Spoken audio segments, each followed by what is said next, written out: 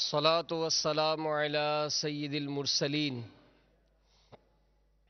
أما بعد فأعوذ بالله من الشيطان الرجيم بسم الله الرحمن الرحيم الصلاة والسلام عليك يا رسول الله وعلى آلك وصحابك يا حبيب الله الصلاة والسلام عليك يا نبي الله وعلى آلك وصحابك يا نور الله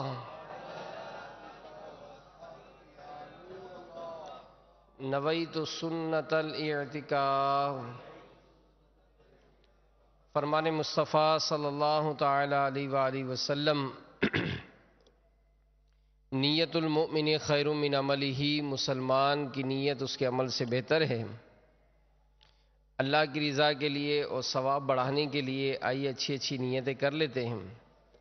رضا الہی کے لیے، حصول ثواب کے لیے، علم دین حاصل کرنے کے لیے بیان میں شریک رہوں گا۔ مدنی چینل کا سلسلہ ایمان کی شاخیں میں ہم حاضر ہیں، اور مدنی چینل کے ناظرین بھی حسب حال اچھی اچھی نیتیں کرتے جائیے اور ثواب بڑھاتے جائیے۔ تعظیم علم دین کی خاطر جتنا ہو سکا دو زانوں بیٹھ کر خوب کان لگا کر توجہ کے ساتھ بیان سنوں گا۔ جو باتیں سنوں گا اسے یاد رکھوں گا، عمل کروں گا، دوسروں تک پہنچانے کی کوشش کروں گا۔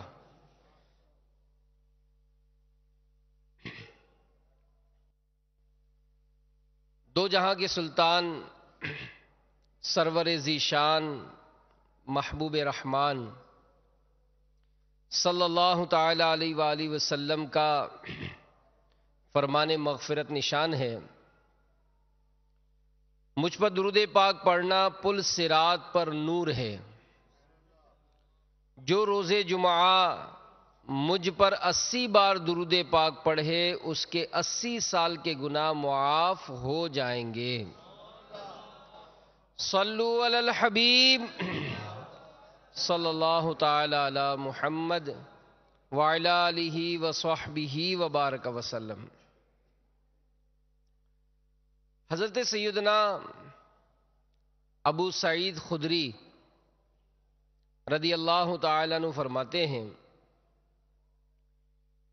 کہ ایک نوجوان صحابی رضی اللہ تعالیٰ عنہ کی نئی نئی شادی ہوئی تھی۔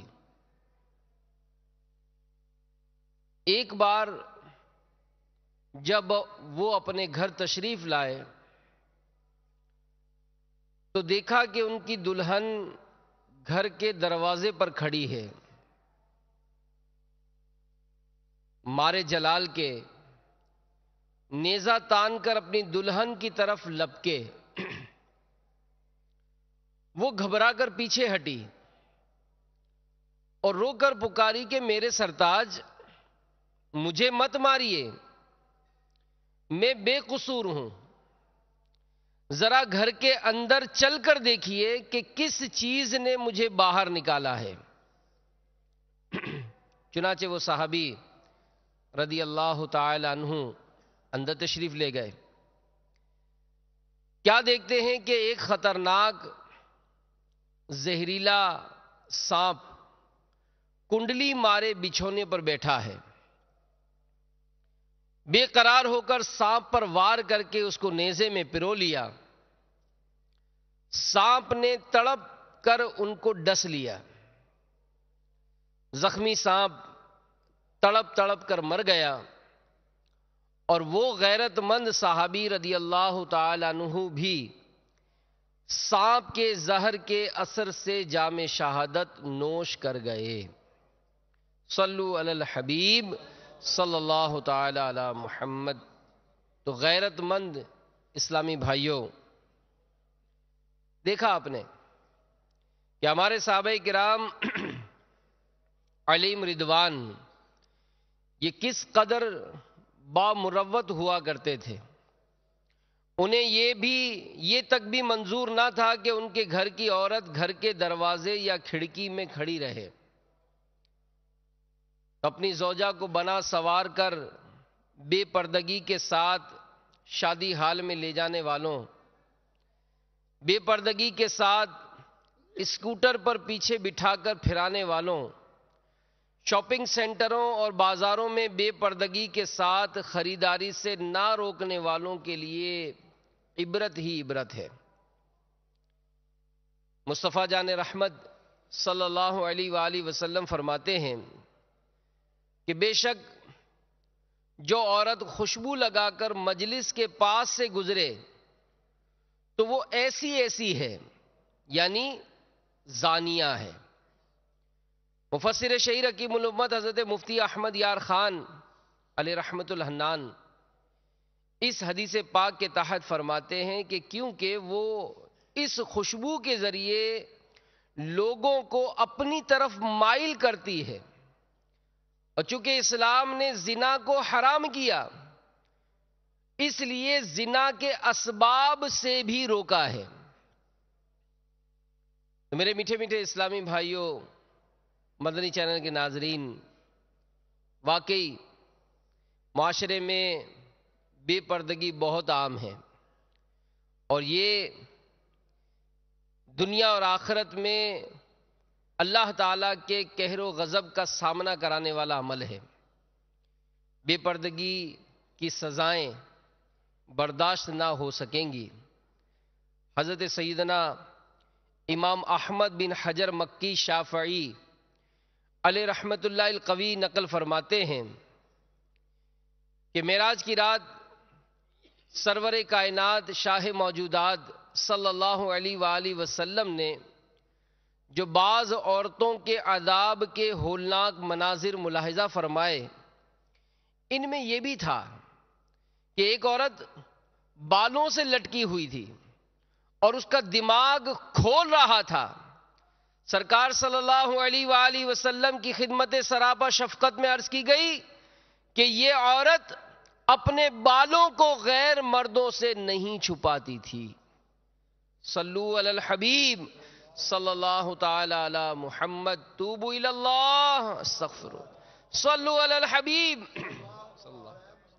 تو میرے میٹھے میٹھے پیارے پیارے اسلامی بھائیوں، مدنی چینل کے ناظرین، الحمدللہ ہم مسلمان ہیں۔ اللہ تعالی ہمارے ایمان کو سلامت رکھے، دنیا میں بھی، قبر میں بھی، آخرت میں بھی ہمیں ہر قسم کے عذاب سے محفوظ فرمائے۔ کہ بعض اوقات عبرت کے لیے کچھ ایسے مناظر دکھائی بھی جاتے ہیں تاکہ جو زندہ ہیں وہ اس سے درس حاصل کریں، توبہ کریں، اللہ کی بارگاہ میں رجوع کر جائیں کہ توبہ کرنے والا ایسا ہے جیسے اس نے گناہ کیا ہی نہیں۔ تو اگر آج تک ان باتوں کے متعلق معلومات نہیں تھی، گناہوں میں مبتلا پڑے رہے، اللہ کی بارگاہ میں سچی توبہ کر لیجئے۔ امیر اہل سنت شیخ طریقت بانی دعوت اسلامی حضرت علامہ مولانا ابو بلال محمد الیاس ستار قادری رضوی ضیائی دامت برکاتہم العالیہ اپنے رسالے زخمی سانپ کے صفحہ نمبر 3 پر نقل فرماتے ہیں کہ غالباً شعبان المعظم 1414 سنہ ہجری کا آخری جمعہ تھا۔ رات کو کورنگی باب المدینہ کراچی میں منعقد ہونے والے ایک عظیم الشان سنت و برے اجتماع میں ایک نوجوان سے ملاقات ہوئی۔ اس پر خوف طاری تھا۔ اس نے حلفیہ بیان دیا کہ میرے ایک عزیز کی جوان بیٹی اچانک فوت ہو گئی۔ جب ہم تدفین سے فارغ ہو کر پلٹے تو مرحومہ کے والد کو یاد آیا کہ اس کا ایک ہینڈ بیگ جس میں اہم کاغذات تھے وہ غلطی سے میت کے ساتھ قبر میں دفن ہو گیا ہے۔ چنانچہ بامر مجبوری دوبارہ قبر کھودنی پڑی۔ جو ہی ہم نے قبر سے سل ہٹائی، خوف کے مارے ہماری چیخیں نکل گئیں، کیونکہ جس نوجوان لڑکی کو ابھی ہم نے ستھرے کفن میں لپیٹ کر سلایا تھا وہ کفن پھاڑ کر اٹھ بیٹھی تھی، اور وہ بھی کمان کی طرح ٹیڑھی۔ اس کے سر کے بالوں سے اس کی ٹانگیں بندھی ہوئی تھیں اور کئی چھوٹے چھوٹے نامعلوم خوفناک جانور اس سے چمٹے ہوئے تھے۔ یہ دہشتناک منظر دیکھ کر خوف کے مارے ہماری گگی بند گئی، ہینڈ بیگ نکالے بغیر جوں تو مٹی پھینک کر ہم بھاگ کھڑے ہوئے. گھر آ کر میں نے عزیزوں سے اس لڑکی کا جرم دریافت کیا تو بتایا گیا کہ اس میں کوئی فی زمانہ مایوس سمجھا جانے والا جرم تو نہیں تھا، البتہ یہ بھی عام لڑکیوں کی طرح فیشن ایبل تھی اور پردہ نہیں کرتی تھی. ابھی انتقال سے چند روز پہلے رشتہ داروں میں شادی تھی تو اس نے فیشن کے بال کٹوا کر بن سنور کر عام عورتوں کی طرح شادی کی تقریب میں بے پردہ شرکت کی تھی.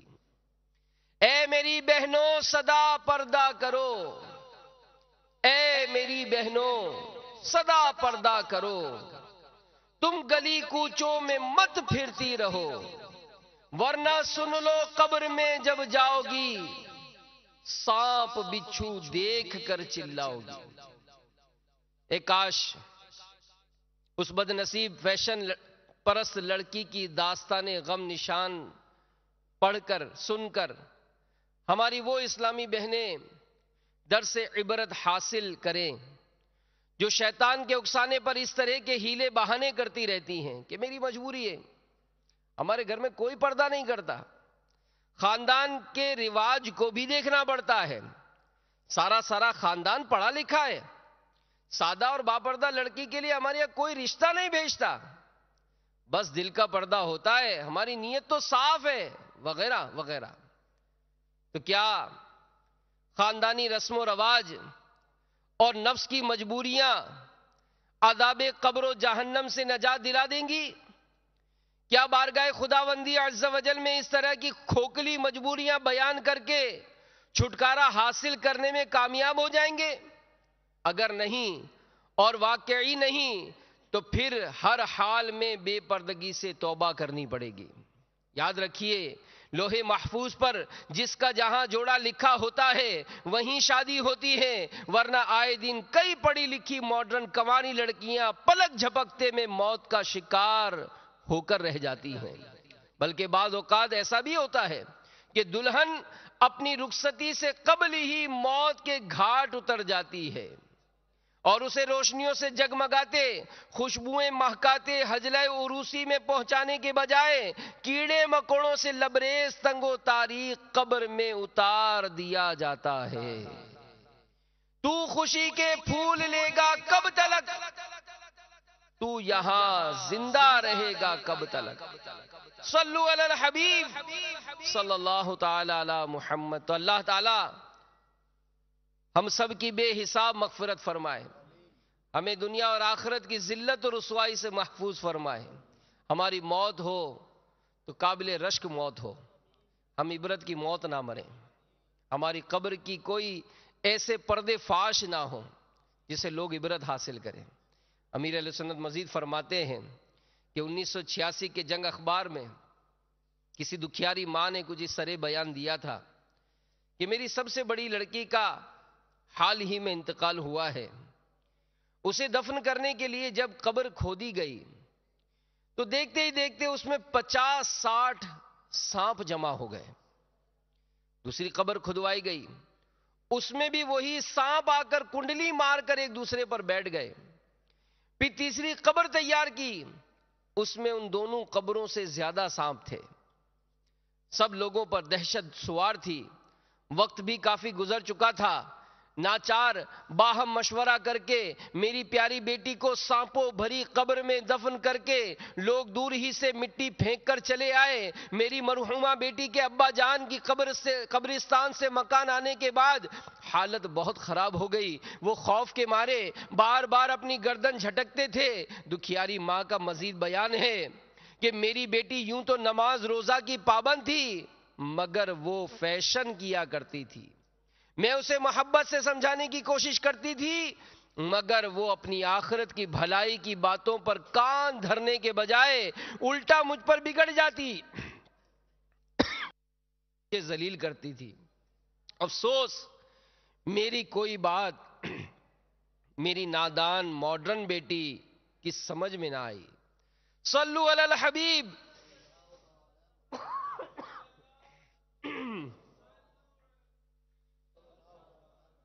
تو میرے میٹھے میٹھے اور پیارے پیارے اسلامی بھائیوں، مدنی چینل کے ناظرین، ہو سکتا ہے شیطان کسی کو وسوسہ ڈالے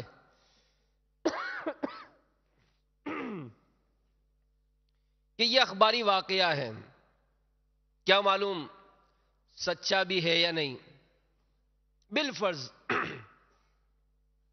یہ غلط ہو بھی تو غیر شرعی فیشن پرستی اور بے پردگی کا جائز ہونا بھی تو کوئی ثابت نہیں کر سکتا۔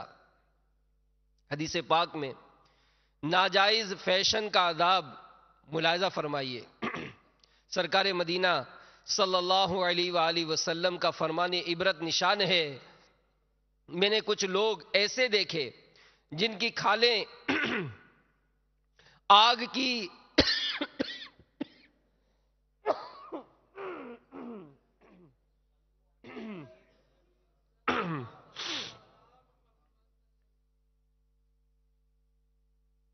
حدیث پاک میں ناجائز فیشن کا عذاب ملاحظہ فرمائیے۔ سرکار مدینہ صلی اللہ علیہ وآلہ وسلم کا فرمان عبرت نشان ہے،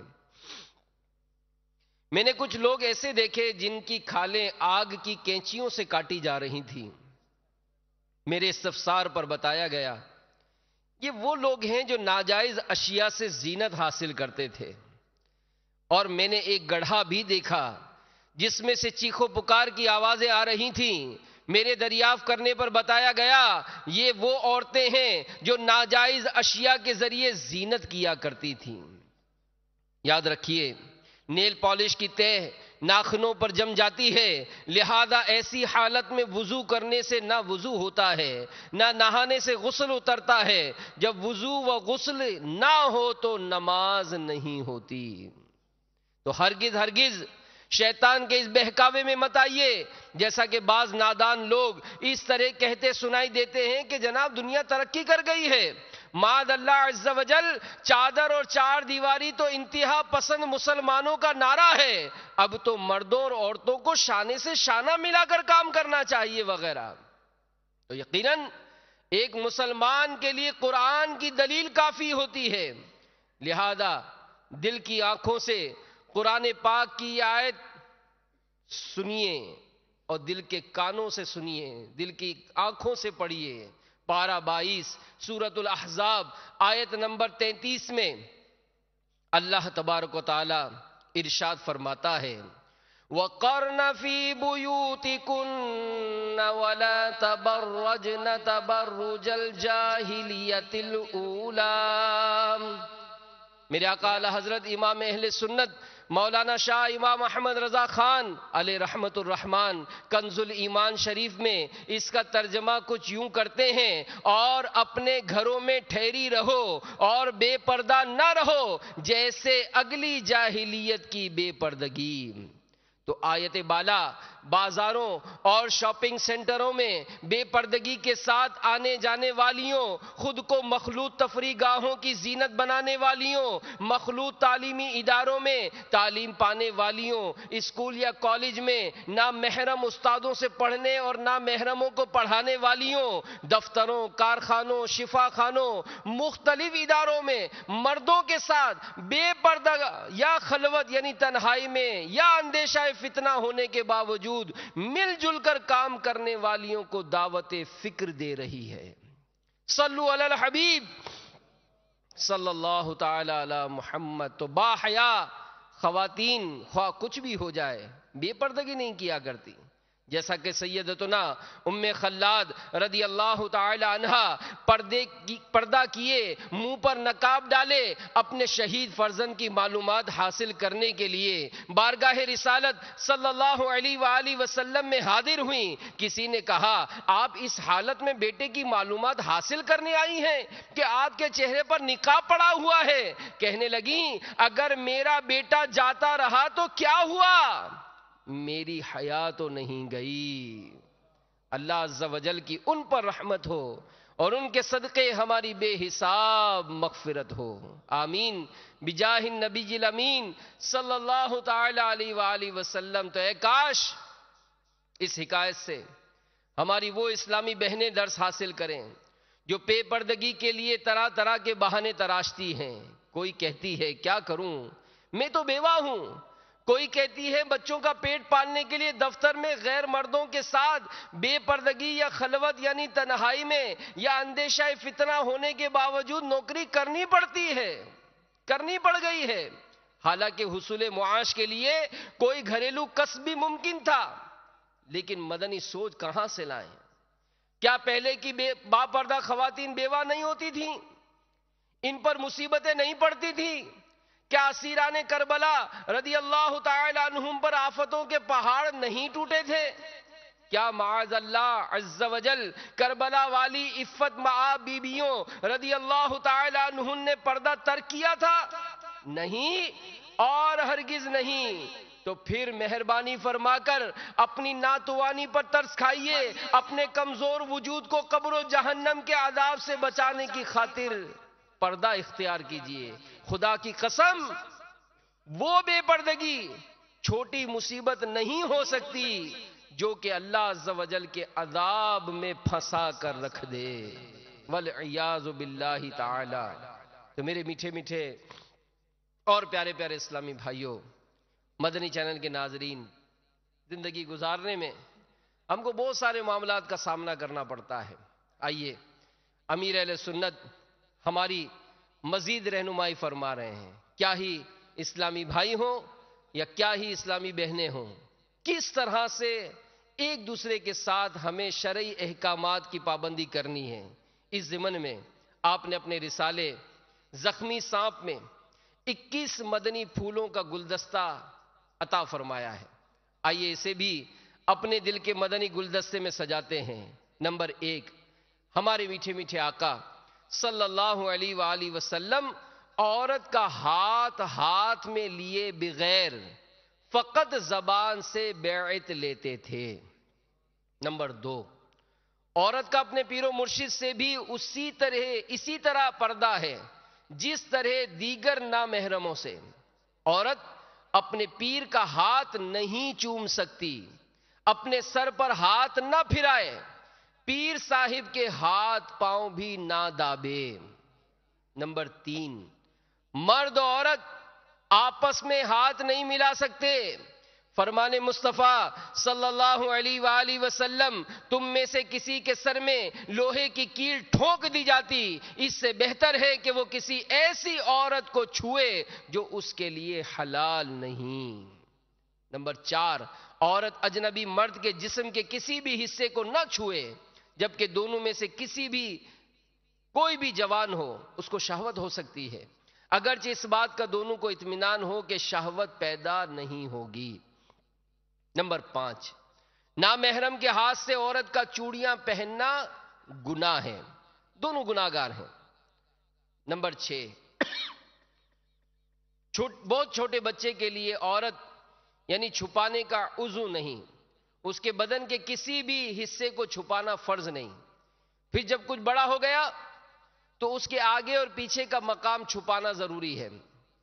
10 برس سے بڑا ہو جائے تو اس کے لیے بالغ کا سا حکم ہے. اب محارم کے جسم کی طرف دیکھنے کے احکام کیا ہیں سنیے. نمبر 7، مرد اپنے محارم یعنی وہ خواتین جن سے رشتے کے لحاظ سے ہمیشہ کے لیے نکاح حرام ہو، مثلا والدہ، بہن، خالہ، پھوپھی وغیرہ، کے سر، چہرہ، کان، کندھا، بازو، کلائی، پنڈلی اور قدم کی طرف نظر کر سکتا ہے، جبکہ دونوں میں سے کسی کو شہوت کا اندیشہ نہ ہو. نمبر 8، مرد کے لیے محارم کے پیٹ، کروٹ، پیٹھ، ران اور گھٹنے کی طرف نظر کرنا جائز نہیں. یہ حکم اس وقت ہے جب جسم کے ان حصوں پر کوئی کپڑا نہ ہو. اگر یہ تمام اعضاء موٹے کپڑے سے چھپے ہوئے ہوں تو وہاں نظر کرنے میں حرج نہیں. نمبر 9، محارم کے جن اعضاء کو دیکھنا جائز ہے ان کو چھونا بھی جائز ہے، جبکہ دونوں میں سے کسی کو شہوت کا اندیشہ نہ ہو. نمبر 10، مرد اپنی ماں کے پاؤں دبا سکتا ہے، مگر ران اس وقت دبا سکتا ہے جبکہ کپڑے سے چھپی ہوئی ہو. ماں کی ران کو بھی بلا حائل چھونا جائز نہیں. نمبر 11، والدہ کے قدم کو بوسہ بھی دے سکتا ہے. سبحان اللہ. حدیث پاک میں ہے جس نے اپنی ماں کا پاؤں چوما تو ایسا ہے جیسے جنت کی چوکھٹ کو بوسہ دیا. اور سبحان اللہ، ہمارے امیر اہل سنت نے مدنی انعامات میں ترغیب دلائی ہے کہ اسلامی بھائی روزانہ اپنے والد صاحب کا ہاتھ چومیں اور اپنی والدہ کی قدم بوسی کریں. سبحان اللہ. کن رشتہ داروں سے پردہ ہے سنیے. نمبر 12، تایا زاد، چچا زاد، مامو زاد، پھوپھی زاد، خالہ زاد، سالی اور بہنوئی، بھابھی اور دیور اور جیٹھ، چچی، تائی، ممانی، خالو، پھوپھا، لے پالک بچہ جس کو ایام رضاعت میں دودھ نہ پلایا ہو. ایام رضاعت سے کیا مراد ہے؟ یاد رہے، بچے کو ہجری سن کے حساب سے 2 سال کی عمر تک دودھ پلایا جائے. اس کے بعد دودھ پلانا جائز نہیں، مگر 2.5 سال کی عمر کے اندر اندر عورت اگر اپنا دودھ پلا دے تو حرمت نکاح ثابت ہو جائے گی. یعنی اب یہ رضائی بیٹا ہے، اس سے پردہ نہیں. تو لے پالک بچہ جس کو ایام رضاعت میں دودھ نہ پلایا ہو اور اب مرد و عورت کے معاملات سمجھنے لگا ہو، منہ بولے بھائی بہن، منہ بولے ماں بیٹے، منہ بولے باپ بیٹی، پیر اور مریدنی، الغرض جن کی آپس میں شادی جائز ہے ان کا آپس میں پردہ ہے. ہاں، ایسی بڑھیا جو نہایت ہی بد شکل ہو، جس کو دیکھنے سے بالکل شہوت کا شائبہ نہ ہو، اس سے مرد کا پردہ نہیں. اس کے علاوہ کسی عورت کو دیکھنے سے شہوت ہو یا نہ ہو، مرد بلا اجازت شرعی نہیں دیکھ سکتا. جن سے ہمیشہ کے لیے نکاح حرام ہے ان سے پردہ نہیں. بار شریعت میں ہے عورت کا شہوت کا شبہ بھی ہو تو اجنبی مرد کی طرف ہرگز نظر نہ کرے. ساس سسر کے حوالے سے کیا حکم ہے سنیے. نمبر 13، حرمت مصاہرت کے سبب مرد کو اپنی ساس سے اور عورت کو اپنے سسر سے پردے کے معاملے میں رعایت حاصل ہوتی ہے. ہاں، دونوں میں سے کوئی ایک اگر جوان ہے تو پردہ کرنا چاہیے، یہی مناسب ہے. اب حرمت مصاہرت کے تفصیلی معلومات کے لیے بار شریعت حصہ 7 سے محرمات کا بیان یہ ملاحظہ فرما لیجئے. بلکہ نکاح، طلاق، عدت، بچوں کی پرورش وغیرہ کے بارے میں معلومات حاصل کرنے کے لیے شادی سے قبل ہی اور نہیں پڑھا تو شادی کے بعد ہی صحیح بار شریعت حصہ 7 اور 8 ضرور ضرور ضرور پڑھ لیجئے. عورت کا چہرہ دیکھنے کے بارے میں امیر اہل سنت فرماتے ہیں عورت کا چہرہ اگرچہ عورت نہیں مگر فتنے کے خوف کے سبب غیر محرم کے سامنے منہ کھولنا منع ہے. اسی طرح اس کی طرف نظر کرنا غیر محرم کے لیے جائز نہیں اور چھونا تو اور بھی زیادہ منع ہے. نمبر 15، بعض لوگ باریک کپڑے کا پاجامہ پہنتے ہیں جن سے ران کی جلد کا رنگ چمکتا ہے. اسے پہن کر نماز نہیں ہوتی. ایسا پاجامہ بلا مقصد شرعی پہننا حرام ہے. نمبر 16، بعض لوگ دوسروں کے سامنے گھٹنے بلکہ رانے کھولے رہتے ہیں. یہ حرام ہے. ان کی کھلی ہوئی ران یا گھٹنے کی طرف نظر کرنا بھی جائز نہیں. لہذا نیکر پہن کر کھیلنے اور ورزش کرنے اور ایسوں کو دیکھنے سے بچنا ضروری ہے. نمبر 17، ستر عورت ہر حال میں واجب ہے. بغیر کسی صحیح وجہ کے تنہائی میں کھولنا بھی جائز نہیں. لوگوں کے سامنے اور نماز میں تو ستر بلا اجماع فرض ہے. نمبر 18، استنجا کرتے وقت جب زمین سے قریب ہو جائیں اس وقت ستر کھولنا چاہیے اور ضرورت سے زیادہ نہ کھولیں. اگر پاجامے میں زپ ڈلوائی جائے تو پیشاب کرنے میں بے حد سہولت ہو سکتی ہے کہ اس طرح بہت کم ستر کھولنے کی ضرورت پڑے گی، مگر پانی سے استنجا کرنے میں سخت احتیاط کرنی ہوگی. زپ باریک والی سب سے زیادہ کامیاب ہے.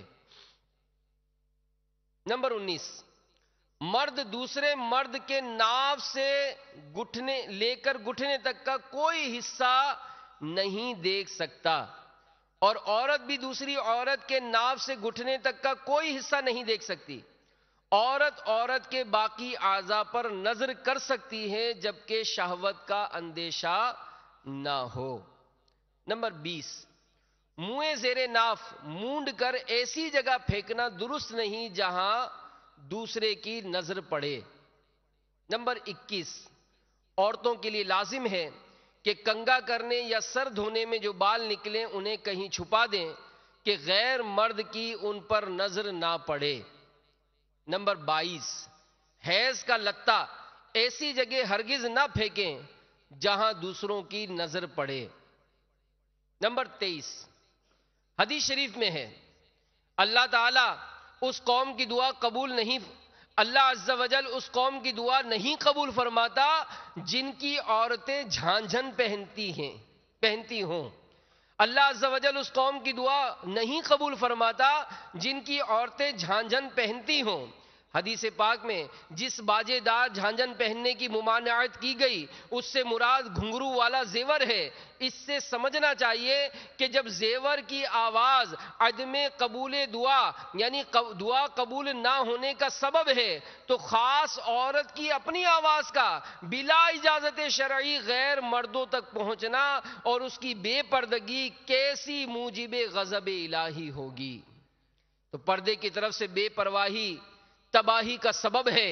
اعلیٰ حضرت رحمت اللہ تعالی علیہ بجنے والے زیور کے استعمال کے متعلق فرماتے ہیں بجنے والا زیور عورت کے لیے اس حالت میں جائز ہے کہ نامحرموں مثلا خالہ، ماموں، چچا، پھوپھی کے بیٹوں، جیٹھ، دیور، بہنوئی کے سامنے نہ آتی ہو، نہ اس کے زیور کی جھنکار یعنی بجنے کی آواز نہ محرم تک پہنچے. اللہ عز و جل فرماتا ہے پارہ 18 سورۃ النور آیت نمبر 31، وَلَا يُبْدِينَ زِينَتَهُنَّ إِلَّا لِبُعُولَتِهِنَّ، ترجمہ کنز ایمان، اور اپنا سنگھار ظاہر نہ کریں مگر اپنے شوہروں پر. اور فرماتا ہے وَلَا يَضْرِبْنَ بِأَرْجُلِهِنَّ لِيُعْلَمَ مَا يُخْفِينَ مِنْ زِينَتِهِنَّ، ترجمہ کنز ایمان، زمین پر پاؤں زور سے نہ رکھے کہ جانا جائے ان کا چھپا ہوا سنگار. فائدہ، یہ آیت کریمہ جس طرح نامحرم کو گہنے یعنی زیور کی آواز پہنچنا منع فرماتی ہے، یوں ہی جب آواز نہ پہنچے تو اس کا پہننا عورتوں کے لیے جائز بتاتی ہے کہ دھمک کر پاؤں رکھنے کو منع فرمایا نہ کہ پہننے کو. اس سے وہ اسلامی بہنیں درس عبرت حاصل کریں جو خریداری، محلے داری وغیرہ میں غیر مردوں سے بے تکلفی کے ساتھ گفتگو کریں. آہستہ آواز نکالنی چاہیے تاکہ دروازے کے باہر لوگ یا پڑوسی وغیرہ آواز نہ سننے پائیں. بچوں پر بھی گرجتے برستے وقت یہی احتیاط رکھیں. نمبر 12، عورت پردے سے ہاتھ بڑھا کر غیر مرد کو اس طرح کوئی چیز نہ دے کہ اس کی کلائی یعنی ہتھیلی اور کوہنی کے درمیانی حصہ یہ کلائی کہلاتا ہے یہ ننگی ہو. آج کل عموماً ایسا ہی ہوتا ہے، اگر مرد نے قصدن کلائی کی طرف نظر کی تو وہ بھی گناہگار ہے. لہذا ایسے موقع پر کلائی کسی موٹے کپڑے میں چھپانا ضروری ہے. اسلامی بہنیں پوری آستین کا کرتا پہنے نیز دستانے اور جرابے بھی استعمال فرمائیں. نمبر 25، بیان کردہ شرعی پردے میں ملبوس خواتین کو اگر مرد بلا شہوت دیکھے تو مذائقہ نہیں. یہاں عورت کو دیکھنا نہیں ہوا بلکہ یہ ان کپڑوں کو دیکھنا ہوا. ہاں اگر چست کپڑے پہنے ہوں کہ بدن کا نقشہ کھنچ جاتا ہو، مثلا چست پاجامے میں پنڈلی اور ران وغیرہ کی ہیئت نظر آتی ہو تو اس صورت میں نظر کرنا جائز نہیں. عورت کے بالوں کو دیکھنا حرام ہے. سنیے نمبر 26، اگر عورت نے کسی باریک کپڑے کا دوپٹہ پہنا ہے جس سے بالوں کی سیاہی کان یا گردن نظر آتی ہو تو اس کی طرف نظر کرنا حرام ہے. اس طرح کے باریک دوپٹے میں عورت کی نماز بھی نہیں ہوتی. نمبر 27، آج کل معاذ اللہ عز و جل عورتیں کھلے بالوں کے ساتھ باہر نکلتی کلائیاں اور بال کھولے گاڑیاں چلاتی، اسکوٹر کے پیچھے اپنی چٹیاں لہراتی ہوئی بیٹھتی ہیں، ان کے بالوں پر کلائیوں پر اچانک پہلی نظر معاف ہے، جبکہ فوراً پھیر لی، اور قصدن اس طرف دیکھنا یا نظر نہ ہٹانا حرام ہے۔ مفتی دعوت اسلامی کیسے دے؟ سنیے، مفتی دعوت اسلامی حضرت علامہ مفتی محمد فاروق اتاری علیہ رحمت اللہ الباری نے اس خوف سے اپنی اسکوٹر بیچ ڈالی کہ راستے میں بے پردہ عورتیں بکثرت ہوتی ہیں، ڈرائیونگ میں نگاہوں کی حفاظت ممکن نہیں، کیونکہ نہ دیکھے تو حادثے کا خطرہ، اور دیکھنا تو گوارا ہی نہیں۔ اللہ عز و جل کی ان پر رحمت ہو اور ان کے صدقے ہماری بے حساب مغفرت ہو۔ نمبر 28، مرد اجنبیہ عورت کے کسی بھی حصے کو بلا اجازت شرعی نہ دیکھے۔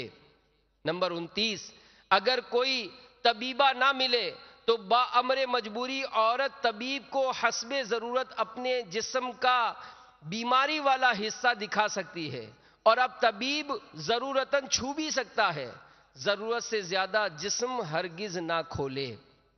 نمبر 30، غیر مرد اور غیر عورت کا ایک مکان میں تنہا ہونا حرام ہے، ہاں ایسی بدصورت بڑھیا جو شہوت کے قابل نہ ہو اس کا دیکھنا اور اس کے ساتھ تنہائی جائز ہے۔ نمبر 31، مرد کا امرد کو شہوت کی نظر سے دیکھنا حرام ہے، شہوت آتی ہو تو اس کے ساتھ ایک مکان میں تنہائی ناجائز ہے۔ بوسہ لینے یا چپٹا لینے کی خواہش پیدا ہونا شہوت کی علامات میں سے ہے۔ میرے امیر اہل سنت مزید آخر میں تنبیہ فرماتے ہیں کہ مالی، مزدور، چوکیدار، ڈرائیور اور گھر کے ملازم سے بھی بے پردگی حرام ہے۔ پردے کے تفصیلی معلومات حاصل کرنے کے لیے امیر اہل سنت کی ہی کتاب پردے کے بارے میں سوال جواب، یہ بھی پڑھنے کا ذہن بنائیے، اور یہ رسالہ جس کو آج امیر اہل سنت کی خواہش تھی کہ یہ ہمارے جمعہ کی نماز میں اسلامی بھائی پڑھ کر سنائے، الحمدللہ کئی اسلامی بھائی نے اس کی ترکیب بنائی۔ ایک بڑا پیارا فرمان بی بی فاطمہ رضی اللہ تعالی عنہا، یہ بھی سنتے جائیے، کیا خوبصورت فرمان ہے۔ حضرت سیدنا علی المرتضیٰ شیر خدا کرم اللہ تعالی وجہہ الکریم نے حضرت فاطمہ رضی اللہ تعالی عنہا سے پوچھا، عورتوں کے حق میں سب سے بہتر کیا ہے؟ عرض کی، نہ وہ کسی نامحرم شخص کو دیکھیں اور نہ کوئی نامحرم انہیں دیکھیں۔ اللہ تعالی ہم سب کو شریعت کے مطابق زندگی گزارنے کی توفیق عطا فرمائے۔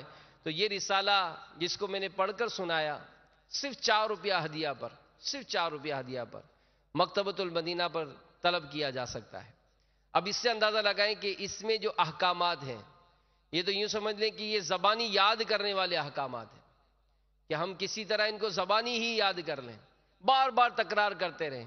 اور امیر اہل سنت نے اپنے سے محبت کرنے والے دعوت اسلامی کے اسلامی بھائیوں کو ایک بڑی پیاری مزید مدنی پھول بھی ارشاد فرمایا کہ گھر والوں کو جمع کر کے اس رسالے کو پڑھ کر سنایا جائے، اس رسالے کو پڑھ کر سنایا جائے۔ تو اس معاملے میں بھی اسلامی بھائی نیت کر لیں، اس معاملے میں بھی نیت کر لیں کہ انشاءاللہ عز و جل ہم اپنے گھر میں بھی اس رسالے کو پڑھ کر سنائیں گے۔ کون کون نیت کرتا ہے؟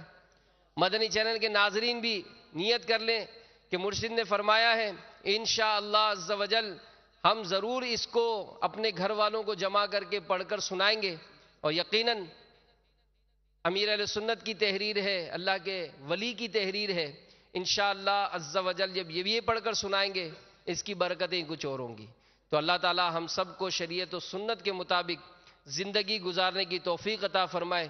آئیے آخر میں آپ کی بارگاہ میں ایک مدنی بہار عرض کرتا ہوں، سبحان اللہ، کہ دعوت اسلامی کے مدنی ماحول سے وابستہ ہونے اور قبلہ امیر اہل سنت دامت برکاتہم عالیہ کے بیانات سننے، اجتماعات میں شرکت کرنے سے اسلامی بہنوں کی زندگیوں میں کیسا مدنی انقلاب برپا ہوتا ہے۔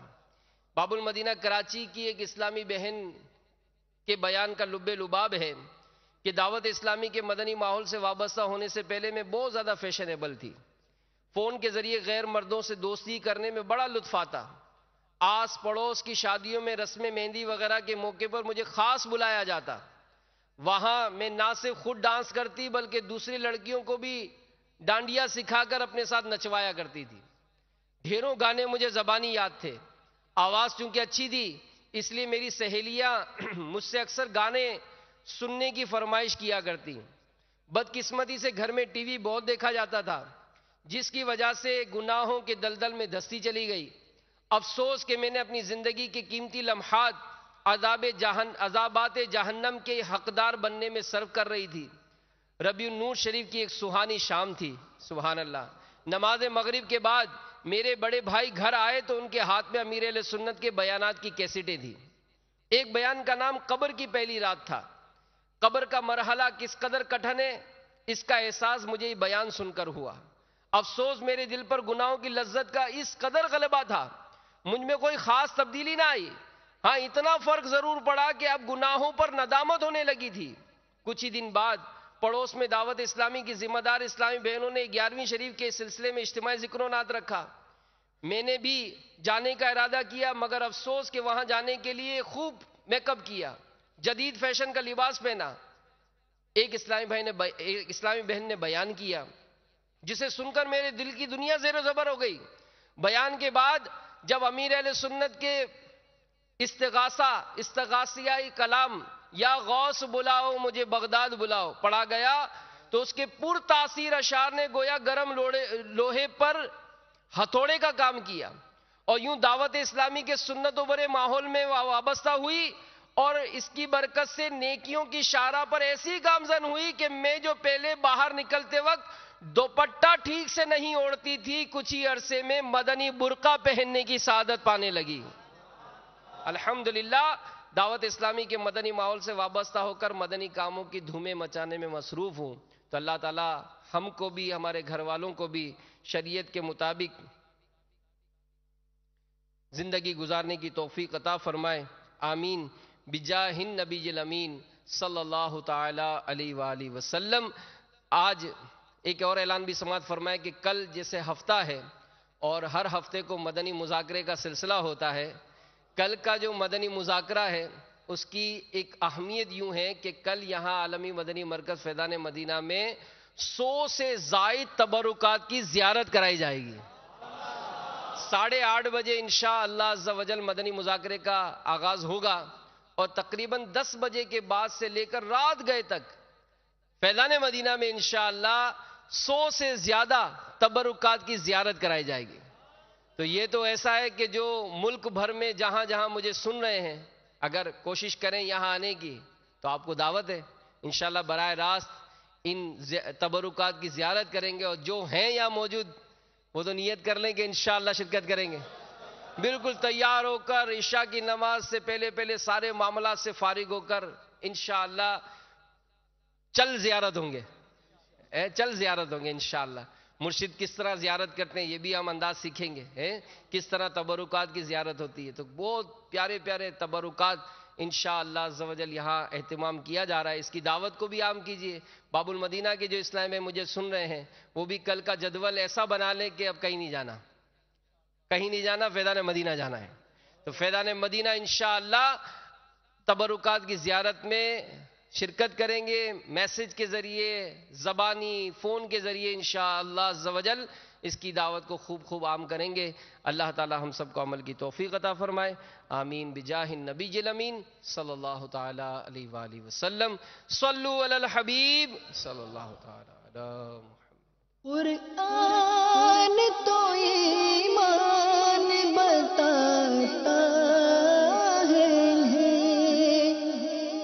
ایمان یہ کہتا ہے میری جان ہے عطا و بخشش رحمت دلائل الخیرات ثناء سرور ذیشان دلائل الخیرات ہر ایک مرض سے شفا ہے دلائل الخیرات ہر ایک مرض سے شفا ہے دلائل الخیرات، عطا و بخشش رحمت، دلائل الخیرات۔ الحمد للہ رب العالمین والصلاة والسلام علی سید المرسلین، اما بعد فاعوذ باللہ من الشیطان الرجیم، بسم اللہ الرحمن الرحیم۔ الصلاة والسلام علیک یا رسول اللہ وعلی آلک واصحابک یا حبیب اللہ، الصلاة والسلام علیک یا نبی اللہ وعلی آلک واصحابک یا نور اللہ۔ مدنی چینل کے ناظرین، سلسلہ فیضان دلائل الخیرات شریف میں ہم حاضر ہیں۔ اللہ تبارک و تعالی سے دعا ہے کہ ہمیں اس سلسلے کی برکتوں سے مالا مال فرمائے۔ ہمارے آقا و مولا اور نبی حضرت محمد مصطفیٰ صلی اللہ تعالی علیہ وآلہ وسلم کے اسماء مبارکہ 201 ہیں، اور وہ یہ ہیں جو دلائل الخیرات شریف میں لکھے ہیں، جو کہ پیر شریف کی منزل میں پڑھنے ہوتے ہیں۔ اسماء سیدنا حضور جان عالم صلی اللہ تعالی علیہ وآلہ وسلم کے اسماء شریفہ کا ذکر آپ کے فضائل و مناقب کا تتمہ یعنی حصہ ہے۔ اسماء مبارکہ آپ کی ذات اقدس کے تعین ما سوا دوسروں سے امتیاز اور معرفت تامہ کا فائدہ دیتے ہیں۔ آپ کے اسماء طیبہ، صفات طاہرہ اور بارگاہ خداوندی میں آپ کے عظیم مرتبے کے ذکر سے آپ کا شکریہ ادا کیا گیا ہے۔ شفا شریف میں ہے، اللہ تبارک و تعالی نے آپ کو جو خصوصیات عطا فرمائی ہیں ان میں سے ایک یہ ہے کہ آپ کے اسماء مقدسہ میں آپ کی تعریف رکھی ہے اور آپ کے ذکر کے دوران جزائے عظیم بیان فرمائی ہے۔ حضور جان عالم صلی اللہ تعالی علیہ وآلہ وسلم کی معرفت خود مقصود ہے۔ جب یہ معلوم ہوگا کہ آپ کے بہت سے اسماء ہیں تو اس سے آپ کی عظمت کا پتہ چلے گا، آپ کی تعظیم حاصل ہوگی اور آپ کی محبت میں اضافہ ہوگا، اور جب یہ اسماء تفصیلاً معلوم ہوں گے تو محبت و تعظیم میں مزید اضافہ ہوگا، اور یہ باعث درود و سلام کی کثرت ہے۔ ان اسماء مبارکہ میں سے بہت سے وہ ہیں جو دلائل الخیرات شریف میں درود پاک کا طریقہ بیان کرتے ہوئے مختلف مقامات میں مذکور ہیں۔ ابتداءً اس جگہ اس لیے بیان کر دیتے ہیں تاکہ درود پاک کے طریقے کو پڑھنے والا پہلے ان اوصاف کو جان لے جو نبی اکرم صلی اللہ تعالی علیہ وآلہ وسلم کے لیے ذکر کیے جائیں گے، اور اسے یہ معلوم ہو جائے کہ یہ آپ کے اسماء طیبہ ہیں۔ شیخ ابن فاکہانی نے اپنی کتاب الفجر المنیر میں اور شیخ ابو الخیر سخاوی نے القول البدیع میں نبی اکرم صلی اللہ تعالی علیہ وآلہ وسلم کے اسماء مبارکہ کے بیان کے لیے ایک باب قائم کیا۔ اللہ تبارک و تعالی نے قرآن پاک اور دیگر کتب سماویہ میں اپنے انبیاء کرام علیہم الصلاۃ والسلام کی زبانوں پر احادیث مبارکہ میں اور امت مسلمہ کے مشہور و مقبول استعمالات میں اپنے نبی حضرت محمد مصطفیٰ صلی اللہ تعالی علیہ وآلہ وسلم کے بہت سے نام رکھے ہیں، اور اسماء کی کثرت جس کا نام رکھا گیا کی شرافت پر دلالت کرتی ہے، خصوصاً جبکہ وہ اسماء ایسے اوصاف ہوں جو اپنے معانی کے اعتبار سے مدح پر دلالت کرتے ہوں، یعنی تعریف پر دلالت کرتے ہوں۔ مدنی چینل کے ناظرین، یہ جو فوائد بیان ہوئے ہیں ان کے حصول کے لیے پیارے آقا صلی اللہ تعالی علیہ وآلہ وسلم کے اسماء گرامی کے متعلق سنتے ہیں۔ ان کے سننے سے دلائل الخیرات شریف پڑھنے کا بھی شوق بڑھے گا انشاءاللہ عز و جل۔ اسم گرامی محمد صلی اللہ تعالی علیہ وآلہ وسلم، حضور جان عالم صلی اللہ تعالی علیہ وآلہ وسلم کا مشہور ترین اسم گرامی محمد ہے۔ یہ نام آپ کے جد امجد حضرت عبد المطلب نے رکھا۔ جب انہوں نے آپ کا یہ نام رکھا تو ان سے پوچھا گیا کہ آپ نے یہ نام کیوں رکھا ہے، حالانکہ آپ کے آبا و اجداد میں کسی کا یہ نام نہیں ہے؟ تو انہوں نے فرمایا مجھے امید ہے کہ زمین و آسمان والے آپ کی تعریف کریں گے۔ ابو طالب کا بیان ہے کہ حضرت عبد المطلب نے یہ نام ایک خواب کی بنا پر رکھا۔ انہوں نے دیکھا کہ چاندی کی ایک زنجیر ان کی پشت سے نکلی، جس کا ایک کنارہ آسمان میں اور دوسرا زمین میں، ایک مشرق میں اور دوسرا مغرب میں، اور لوگ اس سے چمٹ رہے ہیں۔ انہوں نے اس کی تعبیر دریافت کی تو بتایا گیا کہ ان کی پشت سے ایک بچہ پیدا ہوگا جس سے مشرق و مغرب کے لوگ متعلق ہوں گے اور زمین و آسمان والے اس کی تعریف کریں گے۔ صلو علی الحبیب صلی اللہ تعالی علی محمد۔ آپ کی والدہ ماجدہ حضرت سیدتنا بی بی آمنہ رضی اللہ تعالی عنہا نے بھی کسی کہنے والے کو کہتے سنا کہ تمہارے شکم مبارک میں اس امت کے سردار ہیں، جب وہ پیدا ہوں تو ان کا نام محمد رکھنا۔ ایک اور خواب میں بھی انہیں حکم دیا گیا کہ ان کا نام احمد رکھیں۔ اللہ تبارک و تعالی نے حضرت آدم علی نبینا و علیہ الصلاۃ والسلام بلکہ تمام مخلوق کے پیدا کرنے سے 20 لاکھ سال پہلے آپ کا نام محمد رکھا۔ آپ سے پہلے یہ نام کسی کا نہیں رکھا گیا۔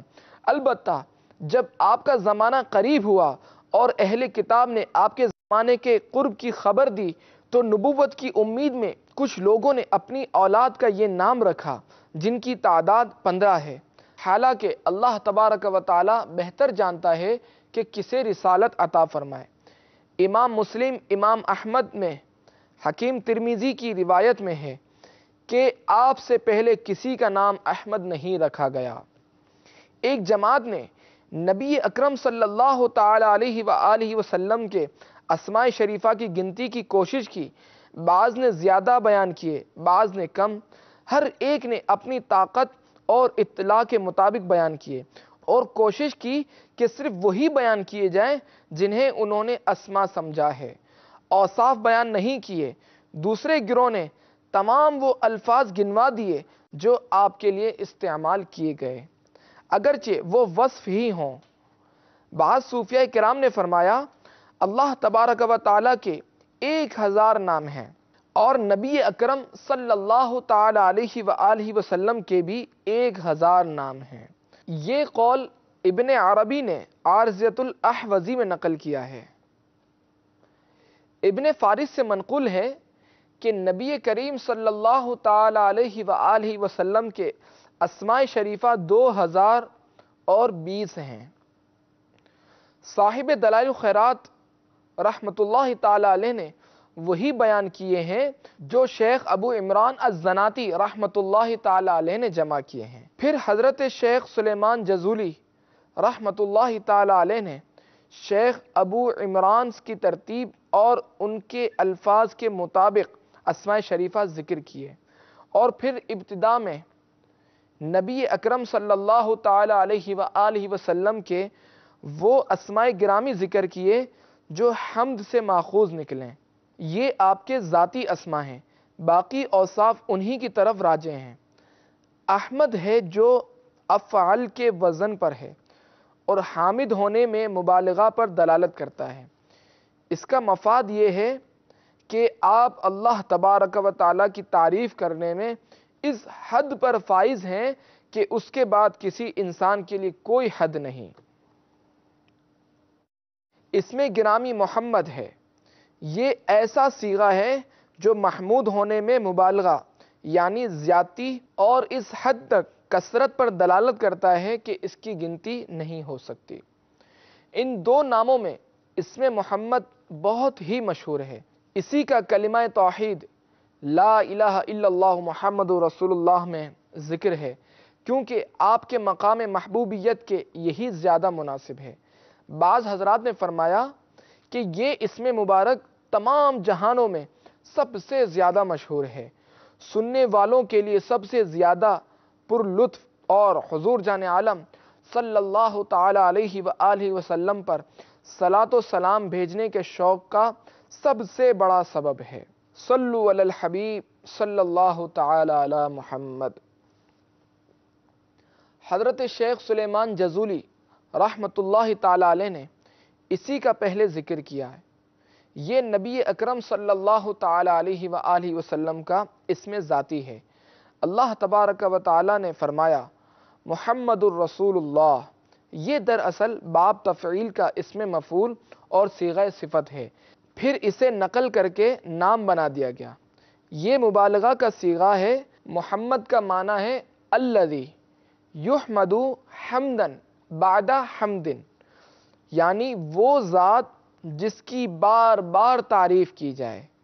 یہ نام آپ کی ذات کریمہ کے مطابق ہے، کیونکہ تمام جہانوں کی زبانوں پر ہر طرح آپ کی حقیقت، اوصاف، صورت و سیرت، اعمال، احوال، علوم اور احکام کی تعریف کی گئی ہے۔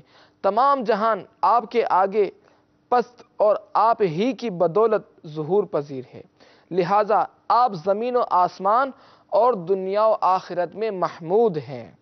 دنیا میں تو ہدایت عطا فرمانے اور علم و حکمت تقسیم کرنے کے لحاظ سے محمود ہیں، اور آخرت میں شفاعت کے اعتبار سے۔ پس اسم کے تقاضے کے مطابق حمد کا معنی مقرر پایا گیا۔